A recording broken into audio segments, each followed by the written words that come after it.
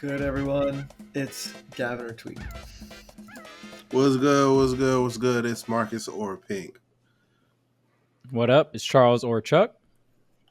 Hey, you only did one up this week. What's up, everyone? You got Matt or Haz. Bring it in here. We're doing a late night episode on our side of the recording side because we had to wait for the Sixers game to get over. And thank God they won in overtime. Otherwise, I don't think Gavin would have showed up for the episode. So it's good that Maxey hit a half court shot and force overtime. And now we're here doing Tweek Talks. Everything worked out. He did it for us, I think. I can't believe what I just witnessed. It's a W. We could do around the horn. How's everyone doing? I'm gonna do how are you doing, Chuck? No mix up. I'm just gonna go right for it. Okay. I had a good time at Lvl Up. My only gripe was I didn't really get to play the Rivals 2 beta, so that sucked. I really liked that game. I wanted to play it, but Lvl Up was still an awesome event, so I had a good time at Lvl Up. The last time I traveled was Genesis, so yeah, it was good seeing all the homies and stuff. And then I went down like $200 in blackjack, so that kind of sucked. But oh well. What about you, Pink? We're good. Yeah. Life's good. Watched some Smash this weekend. Lvl Up was it was alright. It was like, we'll get into it later, but that was a cool event. We got some Japanese international events coming up, so I'm excited about that. Kendrick dropped. Go. Oh my gosh! It's I love a him, W. dude. I mean, the worst part about my life currently is that the Lakers lost, man. Like, we might have another one more season of LeBron in the playoffs, and it's over. That's a weird thing to think about. Maybe not even that. I'm saying, right? Like, this could have been his last playoff. Yeah. To be clear, you're not a Lakers fan. You just LeBron's legacy ending, or LeBron as his career ending is what you're talking about. Yeah. So unfortunately, I've been a Suns fan my entire life, and I hold no weight. I don't expect them to ever perform, so it's all good. They got swept. Is what it is. All right. Anthony Edwards is that dude. I mean, when you think about it, the NBA it's got a good future ahead. It's in good hands.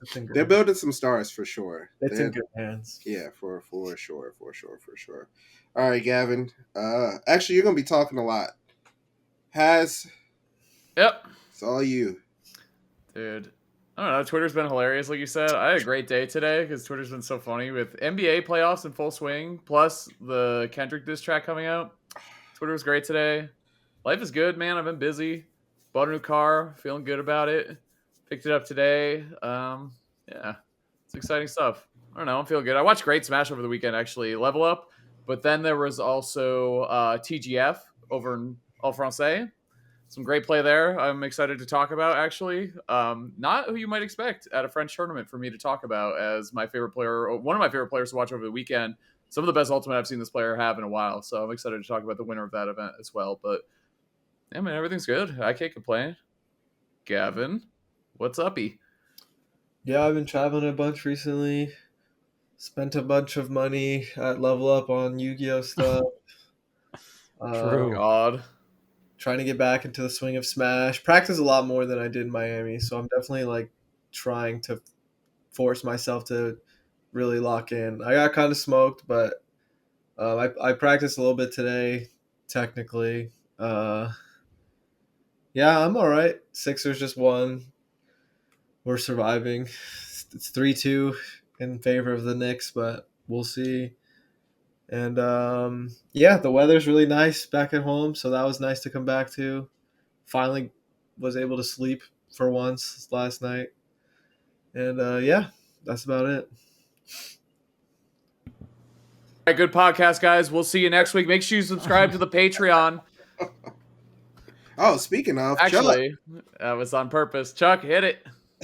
Hit the people. All right, guys. If you guys do enjoy the content, make sure to like, comment, and subscribe on YouTube. Today, our Patreon topic, if you guys do want to support us, the best thing you can do is support us on Patreon. This week's topic is Gavin's been working on a new pocket on and offline. So it's still the beginning phases. I don't know how much he'll commit to the character, but I think you're kind of feeling the character out. And yeah, Patreon will go over what the character is and just how I guess the beginning phases of this is going. It is a character he's never played in tournament super seriously. He's brought it out like a couple times off stream that people won't know about, like the first couple years of Ultimate. But yeah, super excited to get into that. We'll see what the character is. And yeah, let's get into some topics, man. I mean, there was a bunch of tournaments that happened this weekend. I guess we could just start off with Level Up because myself and Gavin were there. So how was Level Up for you, Gavin, in terms of, I mean, you can work from like outside of bracket and then go into bracket if you want. Yeah, I mean, I was about to start shuffling cards on stream again. Yo, I saw those YouTube comments. I'm Oh yeah, sorry. shit, we forgot to tell you. I'm sorry. I will not do that again. I didn't know it was even that loud. My bad. That shit And is loud, bro. You were like feeding it into the mic was the main problem. my bad, bro. Cards had something to say. Yeah, I mean, it was all right. It was nothing crazy for me on the Smash end when it comes to like playing. Yeah, I mean, I think the hardest part was I was like driving myself crazy because I couldn't tell if the stream setup was laggy. Because I kept asking and no one was sure if it was. But whenever I would play on the off stream setups, it felt like I was playing much better. I know the stream setup was like less was lower quality than the other monitors. Like it was like pixely. So I don't know if I was just driving myself insane or if I was right. Usually I'm pretty good at that kind of thing. But yeah, I was playing like I couldn't input anything. Even Marcus was noticing that like it just looked like I was struggling out there. But yeah, I mean I had a decent run. I got fourth place, which is like in terms of number, it's like not terrible. But I didn't really have much of an impact, I would say, on the bracket. So yeah, light kind of smoked me. Felt like I just couldn't get my footing. Like I just miss inputs everywhere, bad confirms, like just can't move really well. Especially when you're playing against someone like light where they're just like bullying you. Like and if it's already such a bad matchup, you have no chance. So I'm either like really behind in my execution or I'm right about the setup or both. uh so that was rough. And then in losers, I got a nice like matchup in my favor. Like I played Jazo and his Ken and Ryu, but I was still playing like super terrible. So I just felt like I never quite got my footing. And then I played Sonics, and like I just still haven't even have the faintest idea of how to beat Sonics like at all. Especially with Diddy, like uh, I think I feel like this is most of the time for most characters, if not all characters. If Sonic gets like the first good hit or the first stock, I guess technically you just lose. But I tried to mix it up with stages and everything. But once again, I feel like with a character as fast as Sonic, like if you're not executing, like if so many of your inputs are misinputs, like you're gonna explode. I was about to say I got 3-0'd, but I did manage to take a game. I stole a game with Sephiroth, but like it's one of those things where like you're only doing so much. Like you're like can't stop the inevitable if you're not playing well. Um, so yeah, I mean, like I said, it felt like I didn't have as much of an impact on the bracket as I would have liked, but yeah. The Sephiroth games were fun. I mean, there I was was the I was fourth just game. You mashing almost brought it back. Yeah, it was decent. The matchup's definitely better because Sephiroth's anti-airs are pretty big against certain like movements that Sonic does around the stage when he's like going corner to corner, like running away from you. I really like Sephiroth's like up air in that matchup and stuff. If you actually like anticipate in time like Sonic's movements, like Diddy doesn't really have like good hitboxes or anything versus Sonic, so it's hard to like trap his movements and it's hard to like get him to move in like a predictable timing. But Sephiroth actually can like make something happen, so that's good. Yeah, do you feel like Banana's like your really only thing that controls neutral versus Sonic, and then if he takes it away, it's like, damn. I think it can control neutral, but not in the way of like throwing it. I don't think throwing it does anything unless the Sonic like isn't using their like invincibility frames and movement and all that. If you like I actually played the matchup super terrible. It feels like Sonic is so overwhelming in the weirdest way because it's like in a defensive way that like I just lose track of my game plan and just do none of it. Reminds me of Light sometimes too. Like sometimes if Light's like playing well or if I'm not playing well, I just like what do I do against Fox again? Like and I just never figure it out and then you blink and the game is over. So like you can control the stage versus Sonic by like placing the banana on the stage and like control like being close to it and like trying to get him to do something. It doesn't do that much, but it helps you with managing your shield health and like you can control the ground a little bit easier. But as like a confirm or like a projectile, it's pretty useless, I would say, against someone that like knows what they're doing. Obviously, everyone can make mistakes, but especially Peanut. Like Peanut versus Sonic is like against Sonic, like cornering himself with spin dash. It's like okay, good luck. You're probably gonna get whiff punished, but it's invincible too. Yeah, Yep, if the that Peanut matchup sucks. like he doesn't even have to he doesn't have to be invincible. He could just hit the Peanut like Yeah, with his any one of his moves, which is hilarious. yeah. So sometimes it feels like Diddy's like what I like about Diddy Sonic is he's good at getting the first hit technically, like better than most. Like he can get the first opening if he gets like a trip or a monkey flip. Like monkey flip kick is good against the spin if he doesn't like release it in the right time. Like if I can like stop him before he like gets too dangerous. Like there's like barrels and stuff, but like it's all like way more linear than like anything Sonic chooses to do. So it's tough. I did mix up the stages, which is like something to be proud of because usually I'm like winging it with it when it comes to game plans and stages. So I feel like Sonic benefits a little too much on some of the wider stages. So like I don't want to like if I can avoid PS2, I think it's good. Bro, I'm watching. Battlefield was I think worth a shot. I think Smashville was definitely worth a shot. I think Town and Cities no, FD no. Well, I assume they're going to ban FD, which they do. Hollow, definitely not. Even though I love Hollow, I feel like Hollow is a super throw. So that was something formulating, but yeah, I definitely have to like start practicing more, like figure something out because it felt like I was just like filler for the bracket for like the top three to just move on. Real quick, random sidebar, but hey, start.gg, can we get a dark mode? Do you see this? What's going on my camera here? This is switching between two tabs. This is so. It's like that iCarly meme. What the hell? I'm just trying to look at a It's bracket. flashing. I want to be able to see. Can I shout out one of my goats, Jazzo, real quick? Yeah, he beat Wrath. He beat Wrath, dude. Crazy, If you know, crazy matchup. fucking sucks, obviously. If you know about Jazzo and playing at bigger tournaments, do you remember at MomoCon? You guys were there last MomoCon when he lost to Wrath too. It was like a similar situation. He had to play Wrath. I don't know if it was to get into top 8, but it was like that part of the bracket, and he was like real upset about it. Jazzo, obviously a passionate player, but making that matchup work is like I can't emphasize how fucking hard that is. Like it's really hard, and Wrath's very very good. So shout out to Jazzo. Good set against Light too, honestly. That's probably one of his best chance to get a really, really good win is that matchup specifically is Fox versus Ken. So you could just kill Fox sometimes. But yeah, I was really happy to see Jazzo do well. I was happy to see Mute do well. And Light, obviously, congrats to Paris for winning the event. Yeah. It was overall, like, I had a good time watching the event overall. So what'd you think, Chuck? I know you were there as you are, talented Chuck. What'd you think of Lvl Up? It was a fun event. I had a great time honey. at Lvl Up. What's up? Aside from the 2 honey. Oh, yeah.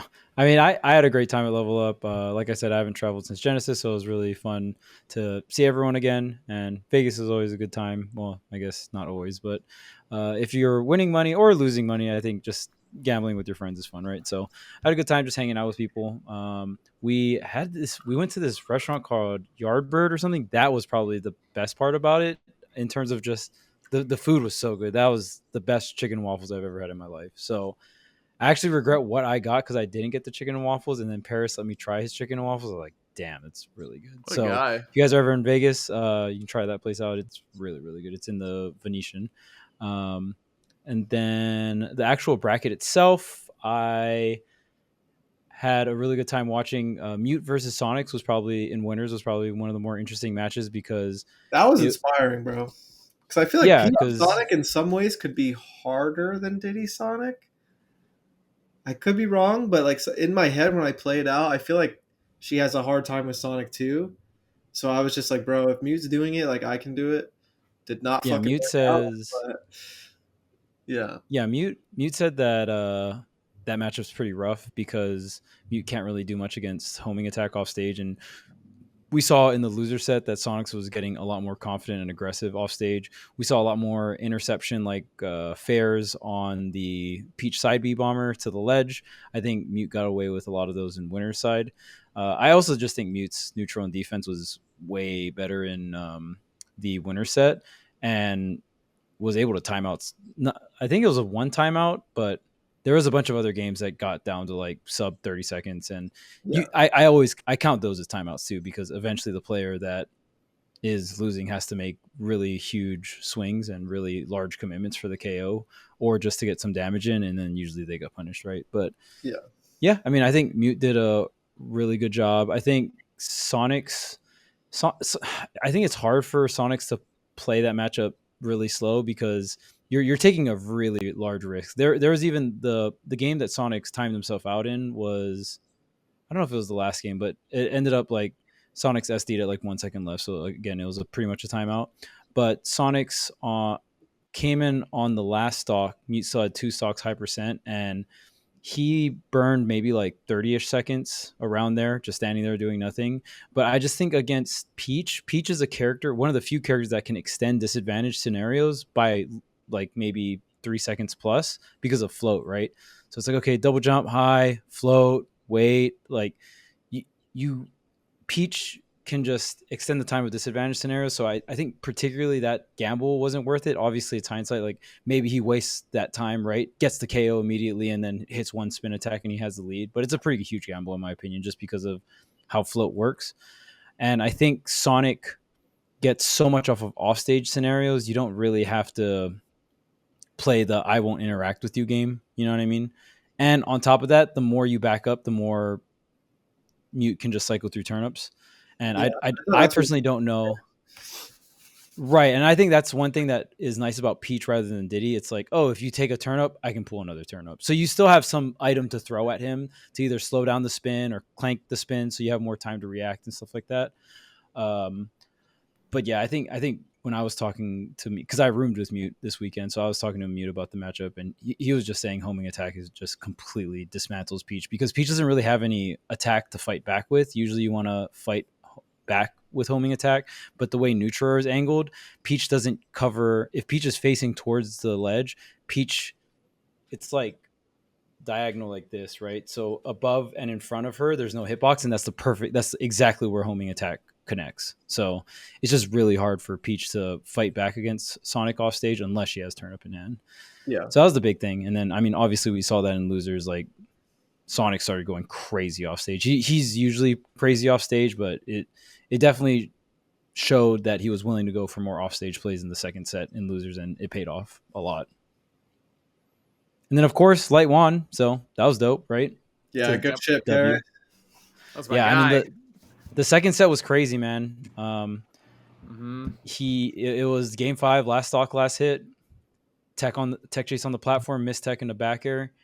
Yeah, I felt like Light was. He definitely needed that backup set because Sonic won the first set, and it felt like Light wasn't. He had reads on tech chases, but he was just messing up. He lost a couple games where he just straight up tried to up smash a tech in place, was too late. Shield came out, and then Sonic's like forward smashed him or up smashed him. You know what I mean? So there was a lot of games like that. And once Light honed in and was like, oh, okay, well, now I'm just going to go for forward smash, or just started timing things correctly, that was the turning point, in my opinion, because that's when you can start getting KOs on Sonic really, really early. Yeah, actually, I appreciate Chris, our producer, putting this exact. This is game 5, but the last hit where Paris, he was just getting ping ponged around for like 5 or 6 interactions, just back and forth. Like really got to give him a lot of credit for being able to put his feet back on the ground. And like you said, Charles, get that tech situation, get the back air, and clean up that last game. But it was looking, we've seen Light in that position so many times with Fox, where it's like he's just getting beat up until it's like time to take the stock, and then he's gone, and that's it.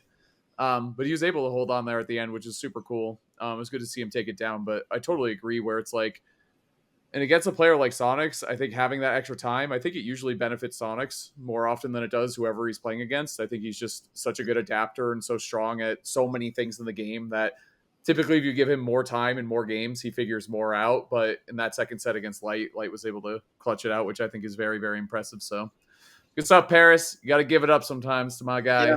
He's one of the best, and he's one of the best for Sonic too, which is really inspiring. He was giving a lot of us advice for Sonic, for whether like me and Mute like played versus Sonic, or just like playing versus Sonic in general in the future, especially Sonics. And he puts it, he puts it to work, his own advice, and definitely something I'll have to watch and take note for the future. Yeah, we played a bunch of Paris and I played a bunch. Really got me back into the swing of practicing. And yeah, it's just cool, He's winning the tournament, but he also is helping us all in the process while he's doing it, which was really, really sick. And it's a back-to-back too. He won Level Up last year as well. So congrats he talks a lot about caring about how the USA does as a region, which is really, I don't think we have enough of that, honestly. I think every other region has super fans. I mean, EU, the whole damn, not just French to mention, but all parts of EU show up huge, whether it's for Gluto. They have their own internal rivalries too, which is awesome. We have that as well, just not as strong as they do. And then obviously Japan being the strongest region helps, but also they just have such a passionate fan base. And I really appreciate Paris being like, look, I'm ride or die for my country and my players that I'm around all the time. I really respect that. He talks about it a lot, and I'm glad to hear. And I mean, I've seen it at tournaments before, but he was doing it at Level Up with you guys, which is super cool. So shout out to him for doing that. So W Paris. I also want to shout, if you guys were watching, so Paris thought that the best play he did that weekend was right before he gets the KO on Sonics. He actually does a neutral air dodge into tech row left against Sonics' up smash. If he did a neutral air dodge or swung there, he died and he lost the game. But I think this is still one of the dumber mechanics in the game, that you can go for an air dodge or a directional air dodge into a tech while you're still in tumble. It's actually one of the few advantages you have while being in tumble, that you have the option to neutral air dodge or directional air dodge into a tech in place or tech roll. So yeah, I mean that it's very subtle, and you most people probably miss that. And Fox also has one of the best neutral air dodges because he's the fastest faller in the game. So the window in which you can neutral air dodge and then go into a tech roll like that. But that was the only way Paris could have got out of that situation. It's especially brutal when you're fighting a fast faller, because it's essentially taking away all your confidence from being able to press buttons while you're in advantage state, which is super broken to have that quality without doing anything. Like the fast faller doesn't have to do anything to take that confidence from you, because of how much invincibility and movement they get from it. So especially if your juggle tool like has any sort of commitment, it's just not even worth it to swing. It's pretty broken. Yeah. When I first started playing this game, years way back when it released, man, this is an old game. I was so used to like traditional vertical advantage and like juggling, and I would like, but I live in a region that had ZD and Dexter, and like it was Fox Wolf every week, like twice a week, and I played Zero Suit, and on the way down, I would hit them, and I would be like, okay, it's time for my juggle state, like, but I would get neutral aired, and I was like, wait, okay, like I'm just gonna wait out the neutral air. And then I would like try to delay and hit them after the neutral air, so I would like position for it, and then they would just air dodge, and I was like, "What is this?" Like, I like not only do you have the ability to like get out of the situation with invincibility, you also have the reversal potential to like you're in the position for your best possible hit. Yes. Nair up like start getting big damage, or like you're confirmed and takes the stock. Like it's actually really strange when you like hit like Fox specifically, I guess we can use Fox upward, where like it feels like you're in disadvantage. It's like, Yeah. wait a second, like this dude's You coming down. I need to watch out. You absolutely are. Like If you're anywhere under, you are not an advantage. yep. Get out of the way. Yeah. Move. Yeah, like I don't know. You got it. But it's like it's pretty common across a lot of characters in Ultimate. I just think Fox is the best at it. Like it's the strongest. Where he's coming down, you just have to move to the side, and it turns into like punishing landings. I think that's actually probably the strongest thing to do in Ultimate is just like take the position, Yeah. the best position that you can get from. It's crazy. hit. When I'm fighting light, when he's above me, I'm treating it like a tech chase. Like I need to wait for the tech and tech chase him after that, which is so weird because like there's so much downtime between him falling and actually teching, and I'm already committed to like playing the ground game. It's just hilarious to really think about it. Like you should see like some of the notes I've written down, especially when I was playing a lot of Sephiroth versus him. Like the amount of effort I put into just getting the extra hit in advantage state, and I was like, okay, dash, pivot, down tilt, like Right. Like you have to like all this stuff when I should be able to like just obliterate him, but like it's more so like maybe 8 damage, maybe. Yeah. And that's why I tell people like they're like, dude, Fox is insane. I'm like, well, first of all, the first thing you need to do is you need to hit him horizontally. Like, Yeah, don't even your combo. Like, there are times where your combo should go for max damage. If you're like, I don't know, like Luigi or something or Falco, and you're gonna get like 70, 80 or something like that. But the difference between 30 and 50, but 30 puts him like toward off stage and 50 puts him above you. Just take the 30 and you go with the position from there. you can't tech the air, bro. Yep. You can't tech the air. And his options to get back are reactable and Yep. and linear, so it just makes a lot of sense. Yeah, Fox off stage. Like Fox is one of the better characters to be in a juggle situation. I mean, obviously, it's not as good as like Steve Anvil or anything like that. I don't think anything is crazy Bro, as had Steve to throw Reversal. the Steve hate in. I'm just saying. You guys think Fox Nair is crazy? Watch this projectile that I can ride down and then start charging a fucking down smash after I hit your shield with the fucking anvil. You think that shit's nuts? But can juggle Steve, but not Fox. But not Fox, yeah. I will say Fox is one of the best in terms of like being when you're in a juggle, and that's why there's a lot of scenarios as Fox where you actually DI up. You DI up certain hits, and then you double jump. You DI up, you double jump immediately, and then you're in the air, and you're like, okay, I got no double jump, but I have Shine Stall, I have neutral air dodge, I have Nair. Like it's a pretty good position to be at as Fox. But on the flip side, when he's off stage, it's like pretty bad. I won't say it's like it's pretty much curtains because I don't know why they did this, but they buffed Firefox, which was not a good idea. But they buffed Firefox, so the hitbox is bigger and it does like 30 damage or whatever, and you can die off of a mistech at 20%? Really weird. But you definitely want him off stage more than above you because Fox getting juggled is not. It's a pretty easy scenario to get out of. Like, you can still get punished, obviously, and he can't even hit Fox more than one time. I think one of the truest ways to learn how to fight against a character is think about what the people who play that character complain about the most, and that's probably where you want to keep them. You know what I'm saying? Like, Fox players always talk about how the recovery is dog shit. It's so terrible. Like, it's so easy to kill them off stage and all that stuff. No, none of them are talking about how hard it is to land. You know what I'm saying? What else they gonna complain about? One thing I love out of nowhere, they take a lot of shots at Steve for no reason. If you're fighting Fox, up equals bad, sideways equal good, down equal best. Meteor spike, down attack, go. Very good. I mean, a lot of times you don't even need if it outranges Firefox. Like, remember how what you would do with Wario? You would like do like a little tickle with down there, and he just pew. Do you know how that works? Drops like a rock. Nope. Something about you rising.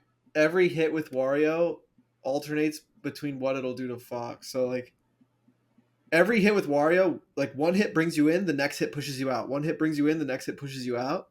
So every other hit of that down air will kill Fox, and then the other hits he will be able to recover or like get another chance.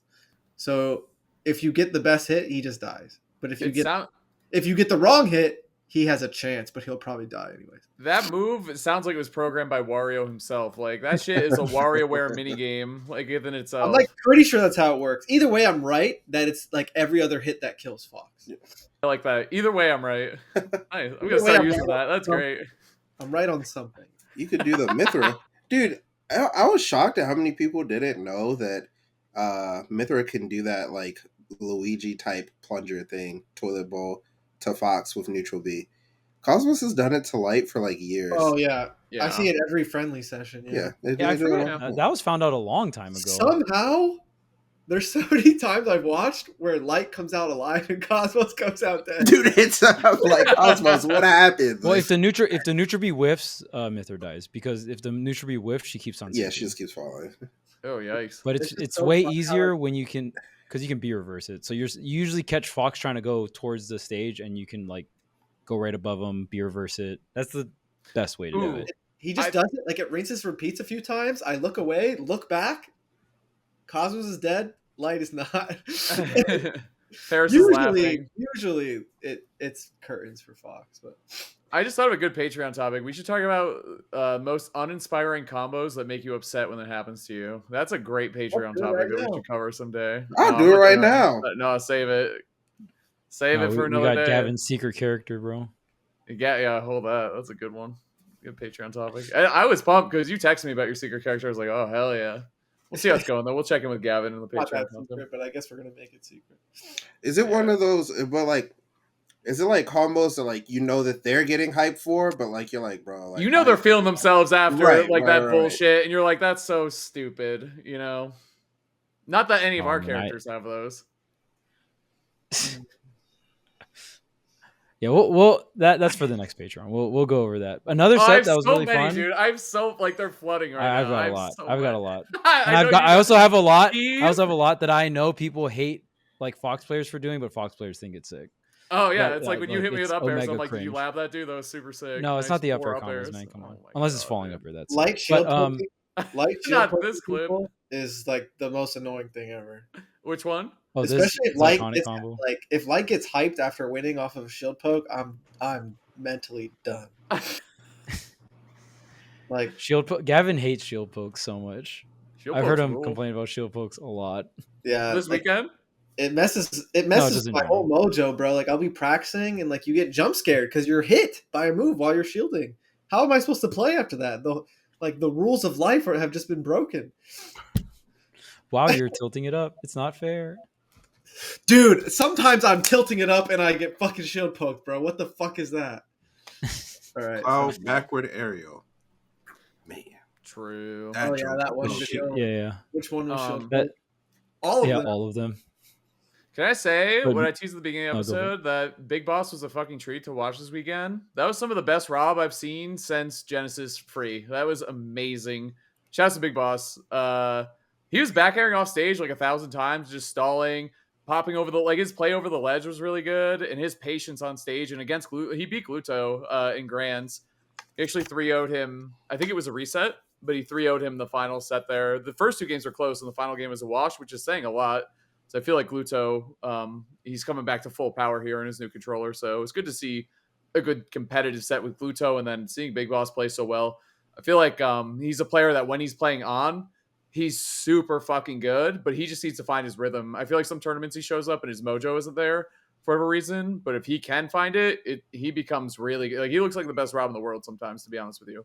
To me, at least. Like he looks so, I don't know, man. Watch that set. It was a treat from the French tournament this weekend. So It is W. impressive because Gluto's known as like the best adapter and ultimate across a lot of like, you know, his peers that are some of the best players ever. So, and even I can attest to that for sure. And the weird thing about Wario Rob is like, I've been on the Wario end of it quite a few times. Sometimes it feels like the best matchup ever, and then sometimes it feels like you like can't really get a hit. It's really weird. It seems like it's starting to turn to the side of you can't get a hit. Yeah. But it's a weird one for sure. Because, you know, back in my day, it was a great matchup. But lately, it hasn't been like too good. And I think it all started like a couple years back when like Zomba took a set off of Gluto at a glitch. I feel like that set specifically not only changed Wario vs. Rob, that might have changed the fate of the planet. Something shifted, bro. I think Something shifted. I think that changed everything. Period. Like just Back in his day. I think that what shifted Smash. Like now Sonics is here. Now Zomba's winning majors when he was like the kid at the local. Like something changed, bro. And I blame Gluto and Zomba, yeah. Yeah, well, remember who Zomba had to beat on his path to this Genesis W? Very, very last hit situation, Game 5 against Gluto. That was a fucking sick set as well. I thought you were going to say a really good set. Something. I was like, yeah, he's done that a few times. Say what? Did I do that to you on your own podcast? Yes. Come on. Remember that time Zomba beat you, Gavin? Which times? Which one? Sorry, I forgot to use the plural. That little shit, bro. Where has he been? I think he had a rough tournament recently too. I don't know what he's up to, but hopefully he's in his control. I miss that dude, bro. He's hilarious. I know, he's great. He's just fun to have around. Didn't Jackal go to an event? Jackal's been doing well. He went to the Canadian tournament. French, maybe it was French Canadian actually. The Canadian tournament. I watched him play doubles actually with Z. That was a good time too. I actually watched a lot of Smash this weekend. It was a fun time. I still don't know the results of that tournament though. I didn't watch singles, but I watched him play doubles, which is a W. Jackal got second. He lost to Smock. Smock. Hey, that's one of my goats. Come on. Did he play Roy? Yep. Probably, yeah. He's mostly Roy now.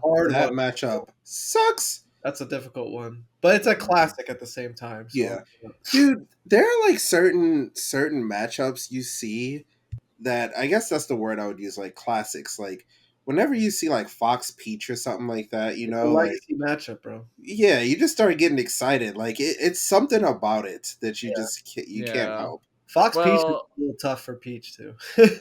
That's what I was gonna say though. It's interesting. Top 4 at Level Up was all vanilla characters basically. You know what I'm saying? A little Sephiroth in there. Vanilla character. Yeah, I was but Sonic wasn't installed for a while. We go. You know what I mean? Like, yeah, Diddy got super buffed. Like, that's true. Yeah, Diddy fits in with the original characters. I would say. Yeah, yeah. He's still like he belongs. Yeah, he's familiar enough. I'd say. I don't know, man. Back in my day, characters. Oh, pretty much, yeah. Yeah, I feel like if you were in Melee, people are hyped to see it. You know, even people are hyped for like in this game, like Puff something. I'm like, bro, how? So you say Ice Climbers? They are. That does happen, yeah. I don't know. Ice Climbers and Kazuya are fun to watch. Kazuya, the notable Melee character. You just had to remember unlocking him. Mewtwo. People love Mewtwo. That's just because he's raw, though. Unlocking Mewtwo as a kid was magical, bro. It was. That was very cool. In Melee. And then my brother deleted my save file, and I had to do it all over again. The classic. Oof. I was crying to my dad. My dad was like, bro, I don't know what happened, but fix it. Because I was like so hysterical, he like couldn't understand me. Well, even if you were, how the fuck do you explain that to your dad? You know, like what? How is he ever gonna understand? There's a Mewtwo, and now it's gone. It's like, what? Like, what do I do with this information? For Melee in 64, like I wasn't using the internet, so I was unlocking shit on accident. Like, so it was like extra magical. I didn't know those characters were in the game. Like, bro. Yeah. For Luigi in 64, that was the last character I needed, and I just didn't know how to get him. And I started theorizing who it could be, even though it was clearly Luigi, like the silhouette. I was like, what if it's Wario? Like to myself. Bro, how old were you? You had to be like 4. I was pretty old. Oh, pretty young. I was pretty old. This was after this shit last year. Yeah. Who is it? And I asked my brother, and he like went and looked it up. I'm like, how does he know everything?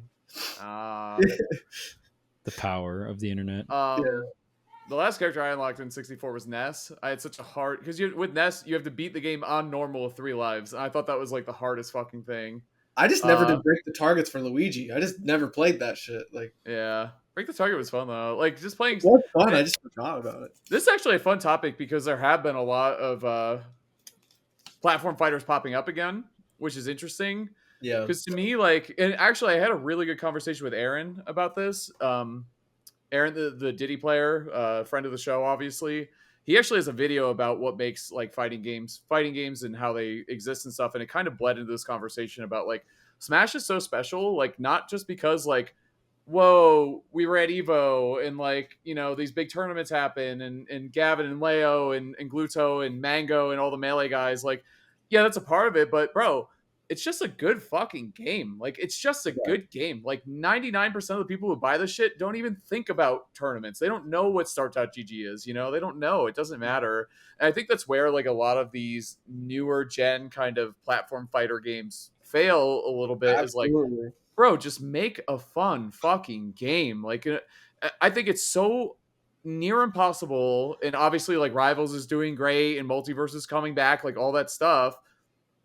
Competing with Smash in a space that it created in such a special and natural way is such a tall fucking task. And it's not just Smash. Like, there's so many games. This is like 100% certified boomer moment. Like, so many games that were just designed to be good fucking games, and then people turn them into tournament style type games because they liked them and played them and thought they were nice and wanted to prove that, rather than here's a whole tournament circuit, here's all this shit, you guys should try to play this game and get good at it and fit into this mold that we have.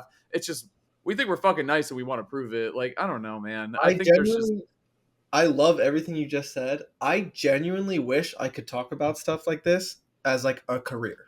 if only you had a fucking podcast that people listen to every week. Yeah, I guess we'll move on to something else. But I guess you don't have a platform. You can't talk about this. Did I just not do this? I'm confused. First off, super shout outs to Rivals for having their own identity, like actually having its own identity.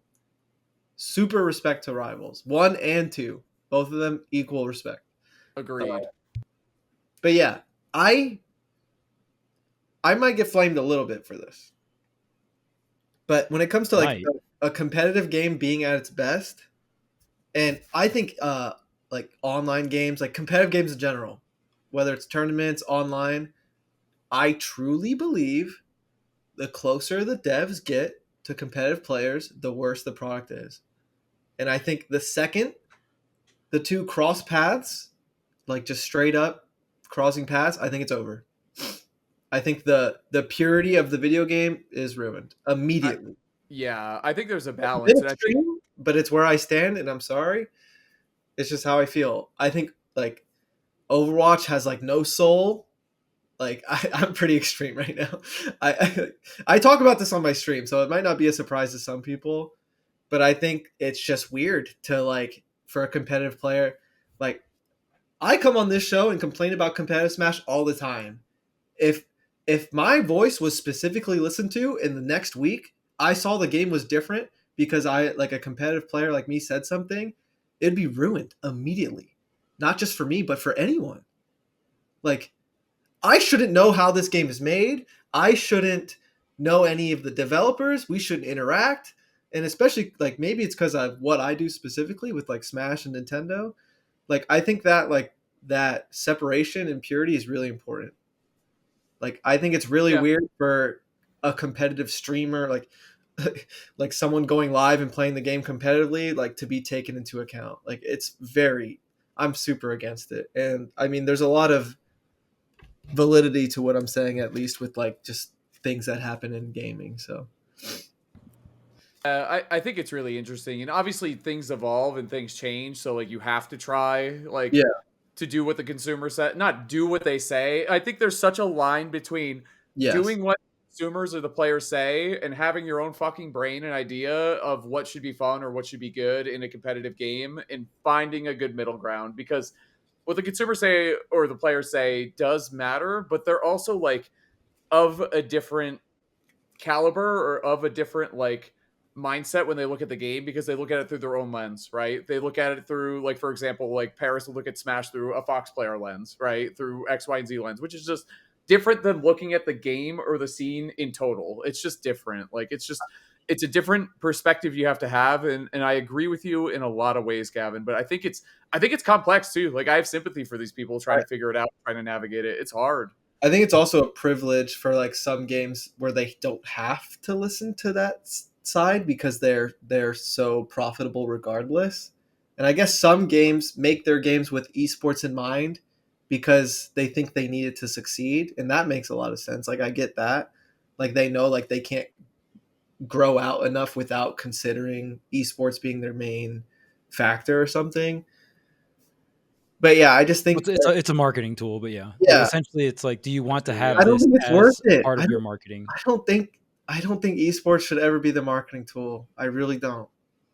Well, it depends how strong your IP is, right? Like Nintendo obviously doesn't need it because their IP is so strong and they have the legacy, and it's a good game, and it has the legacy of being an excellent game. Overwatch wasn't it has the legacy of being good. Esports being taken into account. It was a mistake made after the fact, in my opinion. Right, but there are. I always think of that example because it didn't proof of concept wise of esports. Proof of concept wise, like League of Legends has done an incredible job using esports as a marketing tool. So it's like when you look at the biggest video game esports wise, it's League, and they utilized esports marketing to propel that game and make a lot of money, right? I was just say it's hard. It's not like it never works, right? Genuine question about League, but when it just started, they were just like making a good MOBA, right? And then selling skins and characters and stuff. And then they started, once they had the capital, they kind of branched out a little bit. I didn't play League. I played Han. Well, season one, right when it got out of beta, there was already like season ones, and it was Worlds. Like it was scuffed, right? It wasn't as crazy as it was, but yeah, there is a season one. So it was a part of the early part of it. Oh, that's interesting. Correct. But I mean, how many games have tried that model and has it worked out for? Oh, I mean, League is the extreme example of it. No, you're definitely right. Working out, and it's just. But I don't know what the second best one is, or I mean, StarCraft was. Like if I'm trying to think back in time, like StarCraft was known for being competitive. There was a TV channel. I mean, Korea was ahead of the curve when it came to esports in general. But I remember when I was younger, there was like a TV channel, Channel 4 in Korea, that always played StarCraft all the time. It was competitive. So StarCraft. dope. And it was fucking huge really back then. cool. I mean, the thing that got me into esports was I was watching a YouTube video of like a Korean StarCraft tournament, and I was like, I want to do that. Like that looks so fucking sick. Wait, who's your race, Chuck? Are you Terran?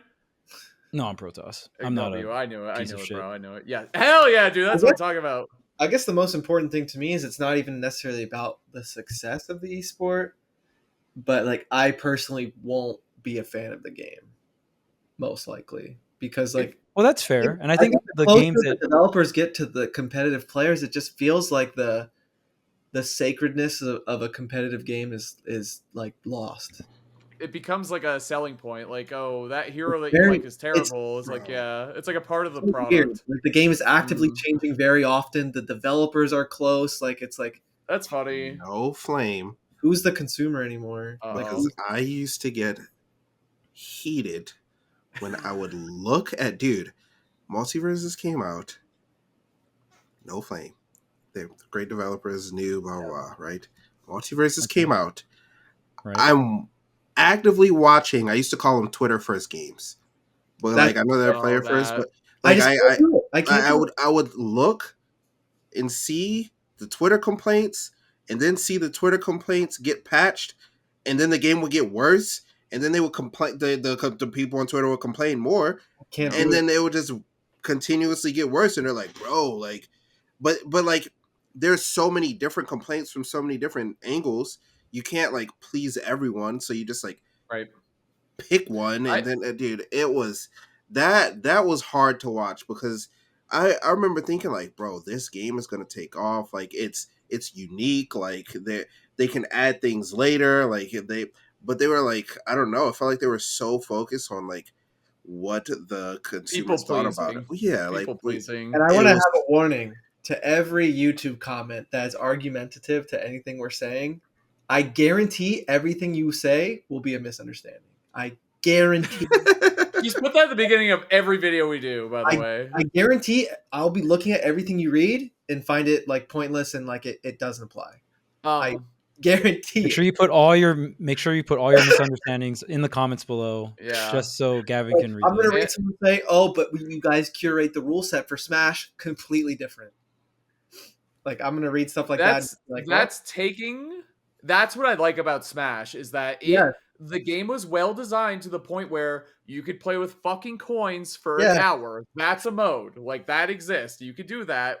And it's kind of a part of the problem why we can't agree on a rule set. Obviously, like the basics, like It's stock like battle with it's the like a good timer, like problem that all to have, I exists. guess. Yeah, it's interesting. But I will say, Marcus, that is part of what made me start to think about this, because in the new version of WoW that's out, Season of Discovery, they've been doing a really good job just being like, here's what we're doing. It's fun. If it's way too broken, we'll change it. And that's it. Like, we know what we're doing. But they've started to roll back where they're like, community feedback. What do you guys think? Or what's fun? It's like, nope, you can't do it, man. They're not.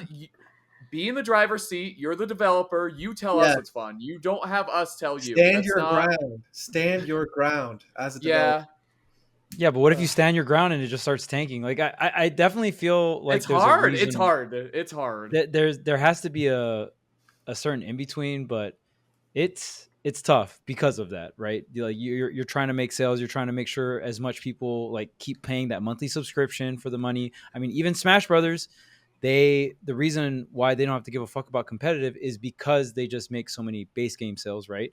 And when they make the game, they're trying to make the game as fun and easy, entry level, as low as possible, so a broader audience can buy their games. And I think that's the hard part about just like, if you're not Smash and your game's tied to competitive, already your entry, like your barrier entry is way sky high, right? Because I think everyone's first time playing Smash was free for all with items, and you don't really have to know what the hell is going on or like know how the game operates. Like, you just know the base controls and you kind of just get up and go, right? And that's the cool thing about Smash, is that it's so easy, and it's like usually a group of your friends that are trying to get you into it, like, oh hey, we're gonna play Smash Brothers, like, you want to come? We can play 4 players at a time. It's super dope, right? So I think that's the big part of why Smash is so crazy good. to think that for like a lot of these FPS streamers, that they influence how the game is played, and they're just like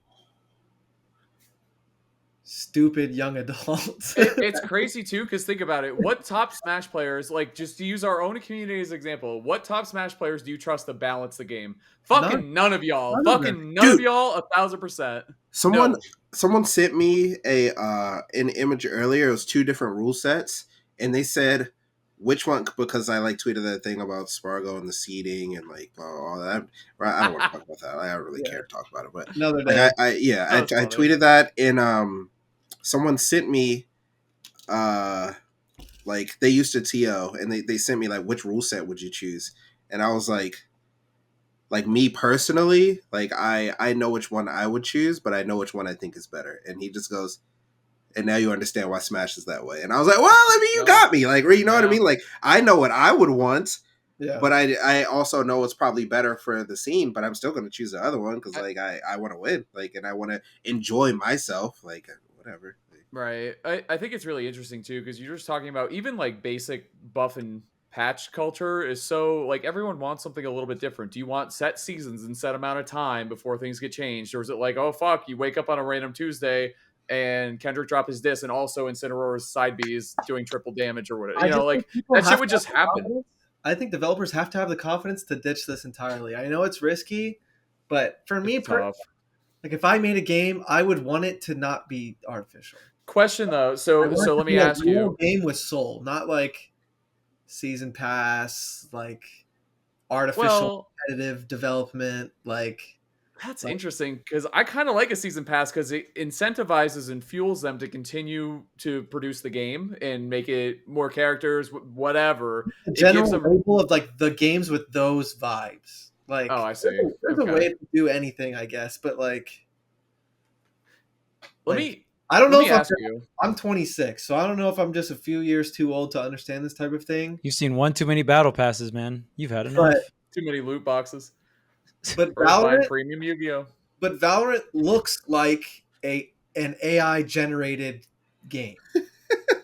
Like, it is scary how little soul it has, and it's scary that that's why it's like the general like thing to boot up for so many reasons. Like, it's just, I don't like, this shit is. We're entering a soulless world, man. What it makes me think of. Here's a good example. Zero soul.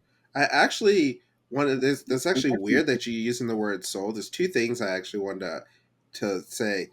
The first one is, have y'all seen that Hunter x Hunter game? I actually think so. That's saw it, charm. and dude, that's the thing. I was watching the Kill Stage's stream, and I see like his stream title was like Skullgirls, Hunter x Hunter, and 2XKO, whatever. I'm a little iffy about 2XKO. We'll see. We'll see. We'll see. I have my reserves about it because it's Riot, but absolutely reserves. Yeah, but I watched it and I was like, dude, like there's some soul to this game. That like the exact wording. I was like, I feel like this. I game give my has props soul to to it. Rivals.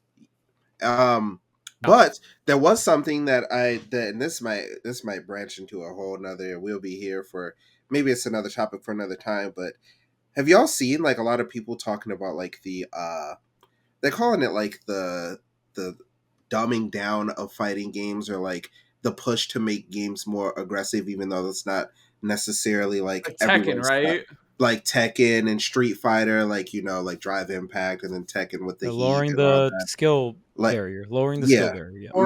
Or overly rewarding something so that the boring thing isn't the best thing, right? Like turtling and sitting back and just blocking is so strong in earlier fighting games, so people did that a lot. And it's like, well, fuck that. If aggression is so good, it'll get rewarded and people will do it. But the problem is if you make the norm, everyone rushes each other down, and that's all you see. It doesn't matter if you see a Ferrari drive by you at 140 miles an hour. Wow, that was pretty fucking cool. If it happens every 4 seconds of every day, you're gonna be like, I'm so fucking sick of this Ferrari driving by me at 140 miles an hour. It doesn't matter what it is. People just want to see different things, and it's wrongly attributed to turtling is bad because it's boring, or playing defensively is bad because it's boring. That's not inherently correct. It's that it's a good strategy, so you see it a lot, right? Like that happens a lot, and it's how it's done, right? Like there's like it kind of comes back to Gavin's thing where he's like, like he says he's not a camper, and we all kind of like make fun of him and like grimace and shit or whatever. And it's like, it's all perspective, right? I think the community at large would not call you a camper for sure. Like I agree with that.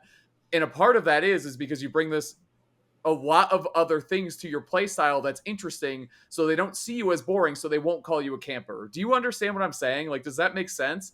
Like, and in terms of game, I'm also just not a camper. I just have good. Oh my! I knew that would. I knew that would.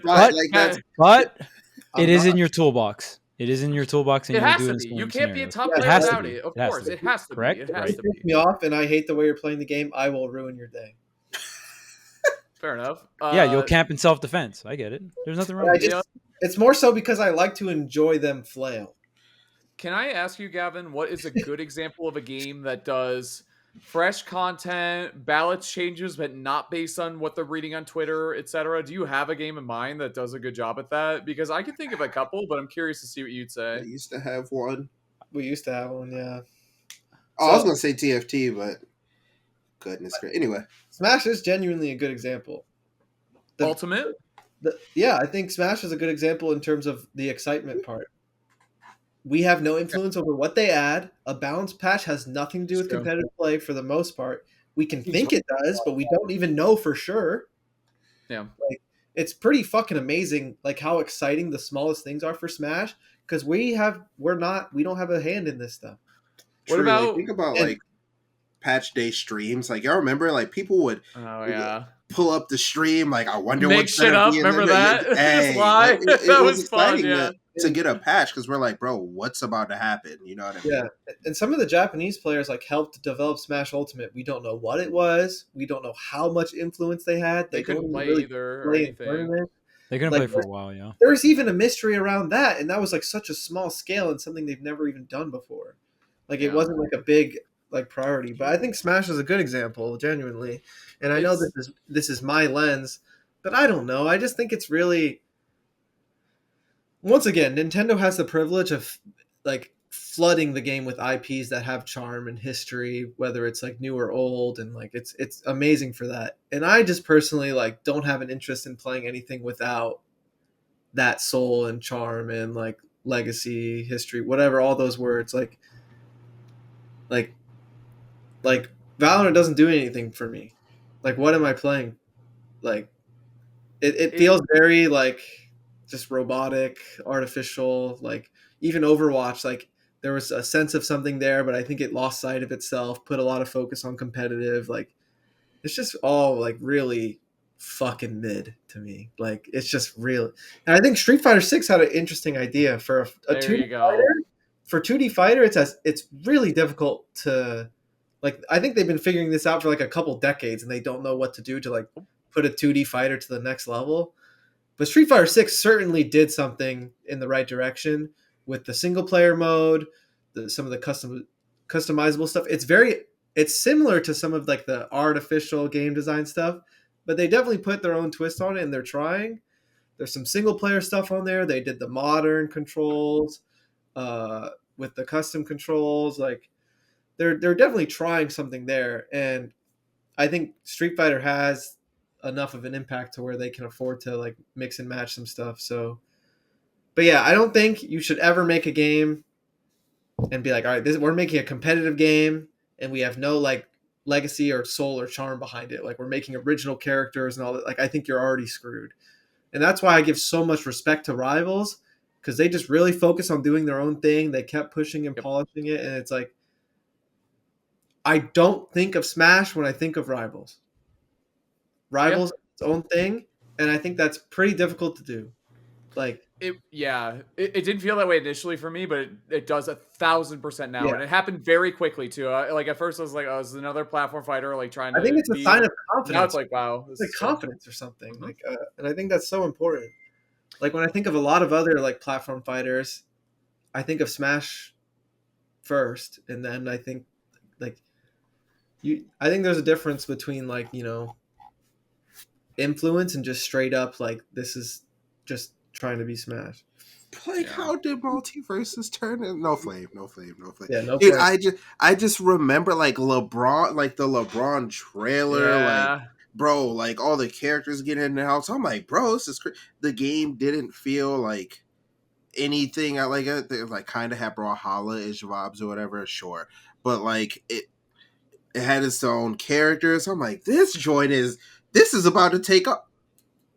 Ain't no way, like ain't no. This sucks. Blah blah blah. And then I would just look at the patch notes. Man, I just saw like 20 people on Twitter complain about this. Like, way more than 20, but you know what I mean. Like it was just how like, and now we're trying to get back. I really hope it does well. Like games like Nasby. Like I really like Nasby. It was weird because I felt like it was like just okay. This is like kind of a Smash clone, but at the same time, it had a little spark to it. Like it didn't go anywhere, but it had a little spark to it, and that I think that's what when I like can look at a game and be like, man, this game got some soul. Gavin used the word charm earlier as well. I think that's another good word, but there has to be something that like captures you, and it doesn't feel like empty. Like it. I don't know how to. It's weird to say. I don't know how to explain it. Very specific, but like a lot of these games like don't protect the mystique of the product either. Like you'll know about all the characters before they're officially announced and revealed, all that stuff. Like with Smash, you don't know when the next console's coming out. You don't know what characters are going to have. They don't know. I have no idea. You don't know anything about what's going to happen with competitive. Like it's always in the air, and that's the fun part. And that's why I feel like we always want something new, because we're not the ones deciding what's new. Like, yeah, I think that soul thing is a little subjective too, though, because it's like if you think about it, what I think of when I think of games of soul, I think of Melee like 1,000%, and a part of that is the community's involvement in it and their identity that they crafted and worked on. Like that's incredible. Their story is amazing objectively. Like it is what it is. But then I think of something like I think of Third Strike. I think of Marvel 3. I think of CBS 2. Yes, Third Strike. Obviously like one of my favorite games of all time. Did you watch Third Strike at Evo Japan? It's sometimes, but think about when the game came out and how many people are still playing it. I know there's some magic. Don't get me wrong. I love Third Strike, and there's a lot of magic there. Yeah. However, the fact that not we all, 3 out of 4 of us grew up in an era where there were no balance patches going out to games widely for a long time. Like that just wasn't happening, especially competitively. You got this version of this fucking game. This character's broken. This character sucks. Deal with it for 5 years until we make a new one. The end. Like you got it. And there was even like a cultural shift of like pride in that. Like, oh, when the shift happened, like from Street Fighter 3 to 4 or whatever change, oh, you want everything to be nerfed and everything to be buffed. Yep. Back in my day, you had to figure it out and like work hard to, yeah, there were top tiers and they were broken, but we could beat them with low tiers because we were that much better. So I think a part of it is like culturally too. And it's like, where do you strike that balance? Like Melee hasn't been touched in how long, and they're still finding shit in their meta. Like I think if the game is made well, I think there are endless fucking possibilities to it. Like Third Strike, even though I don't want to say it's a solve game, but like the top tiers are the top tiers for fucking sure. And Melee, where the top tiers are the top tiers for fucking sure, but it's still an awesome game that was really well designed with a good engine, and you can take it places. Like I think that is the most important thing to me. Not, and that's why I'm like with Street Fighter 6, I feel bad because they're getting flamed because they're not balance patching. Now, oh nice, they're taking their time and not balance patching and let us figuring out the game. That's cool. 4 weeks later, what the fuck? Luke is so fucked up. What is going on with Ken? Like, this is so broken. JP, I can't do anything. Like, it's so broken. It's like, dude, like Marcus said, I think the most important that you can't please everyone. And what Gavin said, and what I was saying, you need to have confidence in what you're doing. And again, that's so fucking hard. And there's a lot of pressure. The balance is, it's a lot. And I'm not trying to like undermine that because I really respect the people out there doing it. And I think overall the culture is going in a positive direction. Very, very much so, especially with the latest batch of fighting games that have come out, with maybe the exception of Mortal Kombat doing whatever they're doing. But like Tekken, like they're all like truly, like I have no idea. Like it hasn't been going well for Mortal Kombat, and I don't know why. I don't live in that realm, so I can't really speak to that. But the general discourse I see about that game, not great in terms of the buff and the patches and everything that they're doing. But whatever, that's besides the point. Overall, trending in an upward way and doing well, and I think it's a cultural thing. We didn't have the ability to buff and patch before or add characters to a game later at a certain point. It was, you get the game, this is it, that's the end. And like that was really cool. Like there's something to be said about that. And I think that's where soul and charm and all that comes from. And a part of it is you grew up playing those games. You know, like as a kid, it was you experiencing a lot of things for the first time. Some kids feel that way about I don't know, Overwatch or whatever. That was the first shooter they play online with their friends. So there is magic to that game, right? Like I don't know, there's a lot of factors into it, man. It's a complex, like beyond video game thing, like it's a human thing. It's like an experience thing that you had, right? Yeah, for sure. One thing, the last thing I want to say about this topic on my end is I think we've established that I feel like a lot of games now, they start with competitive and they work backwards, right? And they're like, okay, we got the competitive base, but then now let's try to add a casual mode or whatever.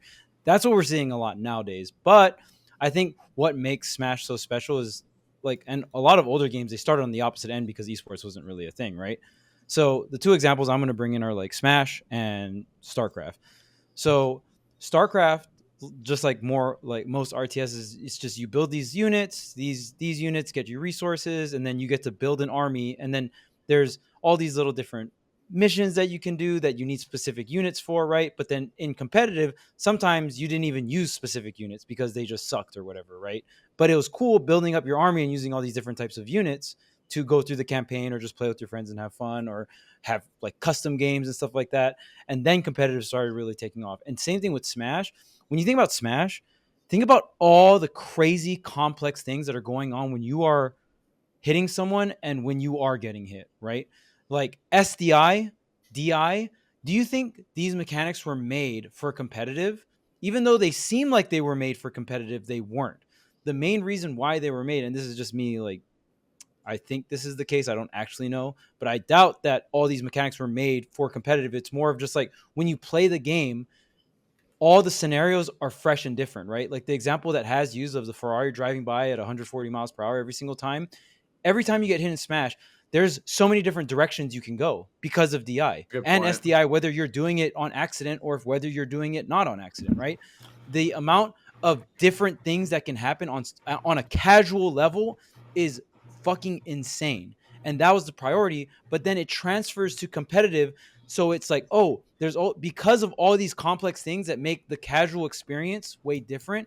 Now it also just like, it almost feels like it fits right into competitive perfectly, right? Which is so weird, but you know it's not their intention. Take it 1,000 feet higher up, Charles. The RNG of this stage is fucking crazy. These items are crazy that are on. Like this Pokeball, 100 things can pop out of it. Like that was the fun of Smash. It was more like Mario Kart than it was a fighting game. It was like a Mario Kart fighting game kind of seems to be one of their concepts, right? Like sure, you could try to play it competitively, but in order to do that, you can't turn off. Well, I guess you can turn off shit in Mario Kart, but it's like who plays like that, right? But in Smash, that again, that's like the cool thing about it is like you can customize the way you play, which that is one of the most brilliant things about Smash to me is that you can customize how you win and lose. How many other games can you fucking say that about? Like, there's not many. There's not many you could say that about. It is what it You'll is. never play the same game of Smash twice, especially with like free said. for all and items and stuff like that. It's just every game will be different, and even in competitive, I won't say every single game's competitive. If someone's just way better than you and they do the same combo like 0 to death on you like 3 or 4 times in a row, and you double jump in the same spot and they kill you, like then that game's the same time. But for the most part, you're not going to have the same interactions overall. Probably still isn't. Right, it probably still isn't, right? In unless it's very specific cases where there's like a humongous skill gap or some shit like that. And I think that's what makes I always say this, the games that I really enjoy, they have insane replay value. And I think Smash is super, super high up there in terms of replay value. That's what it is. The modern games, that's the perfect term. Oh. That's the perfect term. These games have artificial replay value. Oh, like MMR climbing and stuff like that? It's all fake bullshit. It's not actually replay value. You fucking was made in a lab. You figured it out. Charles always I solved the code in Gavin's brain. I finally have a new fucking buzz phrase. Replay value? Did you say it's streamlined? Replay value. Bro did not grow up in the GameSpot era. Artificial replay value. I got it. I can now hate and sound super smart. That's what this episode was about. I win. We got there. I messaged. Yeah, we're going to page. Potential pocket characters I'll be playing in Smash Ultimate before I start my Valorant career. See ya. Have a good one.